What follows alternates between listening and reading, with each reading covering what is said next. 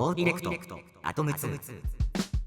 こんにちは、MD ジャックです。積みイヤホンの動画を全部制作するまで新しいイヤホンを買うのを控えようと思っているのに、手元にイヤホンが増えていくのはなぜでしょう？それはジャックさんがただ単にポチポチ買っているからでしょう。愛です。今回もよろしくお願いします。今回はあまり出番がなさそうな予感です。なぜなら、はい、今回はイヤホンではなく USB ダック、オーディレクト、アトム2のレビューだからです。でもさ、愛ちゃんも聞き比べしといてよ。いつもより分かりづらいと思うけど。出番があるならもちろんやりますよ。じゃあ早速聞いてみます。よろしく。今回はというか、今回もハイファイ号様からご連絡をいただき、アトム2をご提供いただきました。ハイレゾの音質の違いを収録しても YouTube でお伝えするのは無理なので、おしゃべり動画になります。まあ仕方ありませんよね。現在手元には2つの USB ダックがあり、このケーブル部分が心配だなぁと思いながら使用していますが、 USB ダックのケーブルが断線という内容のコメントをいただいたこともあり、ああやっぱりそうだよね、断線するよねなんて思っていました。アトム2の大きさはケーブルがない分とても小さく感じますし、情報がなければパッと見何に使うものでかわからないかもしれません。 USB-A の変換ジャックが付属していますので PC への接続も問題ありません。接続端子が USB Type-C とライトニングが選べるのもいいですね。ケーブルがなく直接スマホにさせるので見た目的にスマートだし、断線の心配もないのでとてもいいです。ワイヤレス充電に対応しているスマホなら USB ダックを常時挿しておけそうですが、私のスマホは非対応なので残念。これまでスマホで音楽を聴くのは外出時と音質検証の際だけでしたが、スマホにポン差しでこれだけ気軽にハイレゾ音源が楽しめるとなると、もっとスマホと USB ダック、アトム2を活用したくなってきまして、上記のパワーアンプ以外の3つのアプリを購入し、無料のサンプル音源などをダウンロードして使い勝手を確かめています。USB オーディオプレイヤープロが自分との相性はいいかなと感じましたが、ニュートロンプレイヤーも EQ はじめ機能が盛りだくさんでかなり使えるアプリだと思います。このサイトが DSD や MQA などいろいろな音源パターンをダウンロードできて便利なので、説明欄にリンクを貼っておきます。小さくてもこの通りすごいスペックです。 MQA のフルデコードまでいけちゃいます。 DSD は512まで OK です。スマホに DSD512 のファイル入れたら容量がすぐいっぱいになりそうだななんて思います。アトム2は再生フォーマットやサンプリングレートの違いで本体の極小の LED の色が変わるので、ハイビットレートで再生しているつもりが16ビットだったなんていう勘違いも起きないのがいいです。上記の通り再生フォーマットやサンプリングレートを変更して実際に色の変化を確かめてみました。ほぼ USB オーディオプレイヤープロを使用し、 DSD オーバー PCM だけ HF プレイヤーを使用しています。写真だからということも影響していますが、このインジケーターがかなり小さくて角度によって色が変わって見えてしまうのがちょっと惜しい点ですね。白とか黄色が特に分かりづらかったですが、合っているつもりでも勘違いしたりして何度か設定をやり直したので、この表示は助かります。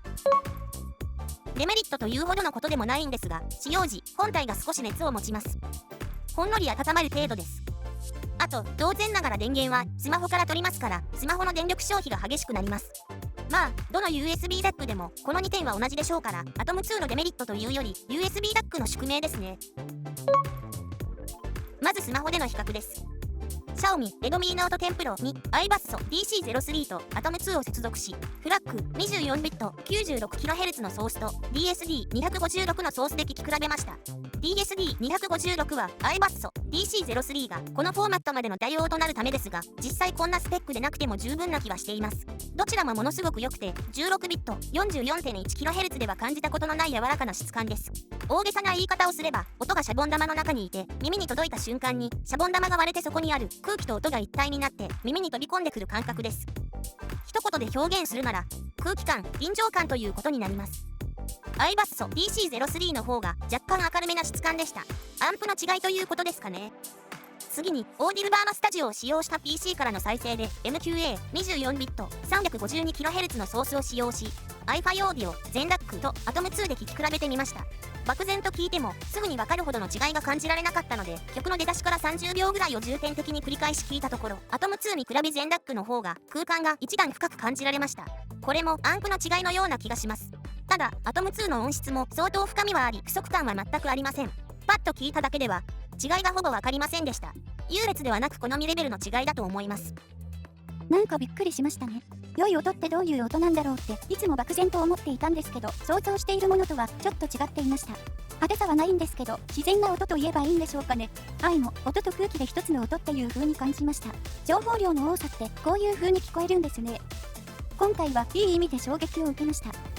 やっぱりレビューって面白いな。そうだね。本当にそう思うよ。結論としては、音質に定評のある iFi オーディオ全 DAC や iBass DC03 と比較しても、オーディレクト Atom2 は全く引けを取らない音質でした。広域が刺さるんだよな、なんて思っていたイヤホンも、情報量の多い音源で聞くと刺さらなくなったりと、印象も変化します。PCM、DSD の性能も十分だと思いますし、今後ハイレゾのストリーミングサービスがより本格化していく中で、MQA のフルデコードが可能な Atom2 は非常に魅力的です。MQA のネイティブ再生可能なハイレゾ再生プレイヤーと合わせて購入しても1万円ぐらいでスマホハイレゾ環境が整ってしまうので、これからスマホでハイレゾを聞いてみようと思われていらっしゃる方にもおすすめできますし、すでに USB ダックを持っていらっしゃる方にもおすすめしたいです。ということで USB ダックオーディレクト Atom2 のレビューでした。ではまた次の動画で。ご視聴ありがとうございました。MD ジャックチャンネルはイヤホンレビューを音と波形た言葉で表現します。チャンネル登録お願いします。